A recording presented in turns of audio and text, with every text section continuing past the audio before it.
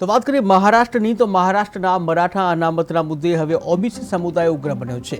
સરકારના નિર્ણયનો વિરોધ કરવા નાગપુરમાં હજારો ઓબીસી લોકો રસ્તા ઉપર ઉતર્યા।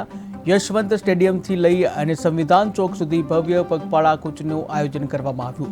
મહારાષ્ટ્રના વિવિધ વિસ્તારોમાંથી આવેલા ઓબીસી નેતાઓ કાર્યકર્તાઓએ સરકાર વિરુદ્ધ પ્રચંડ નારા લગાવ્યા હતા। ત્યારે આ આખો વિવાદ ત્યારે ઉગ્ર બન્યો જ્યારે મનોજ જરંગે પાટીલે મરાઠા અનામત માટે મુંબઈમાં ભૂખ હડતાળ કરી અને ત્યારબાદ 2 સપ્ટેમ્બરે રાજ્ય સરકારે એક જીઆર જાહેર કર્યો, જેમાં મરાઠા સમુદાયને ઓબીસી ક્વોટા હેઠળ અનામત આપવાનો નિર્ણય લેવામાં આવ્યો। હવે ઓબીસી નેતાઓ ખુલ્લેઆમ સરકાર સામે લલકાર આપી રહ્યા છે કે આ જીઆર તાત્કાલિક રદ કરવાની માંગ કરી રહ્યા છે।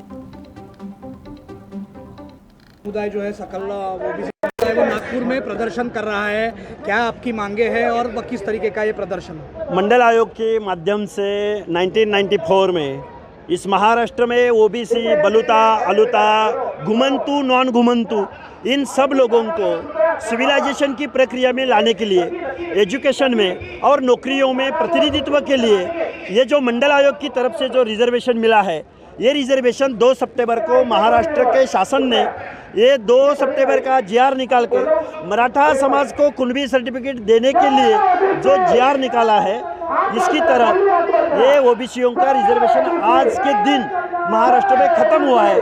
उसके अगेंस्ट महाराष्ट्र के हर एरिया में ओबीसी रास्ते पे आ रहा है और ओबीसीओं की ताकत क्या है, इस गवर्नमेंट को हम आगे आने वाले चुनाव में, आगे आने वाले दिनों में हम ओबीसी ये सरकार को हमारी ताकत दिखाएंगे। मनोज जरांगे ने जिस तरीके से मुंबई कूच किया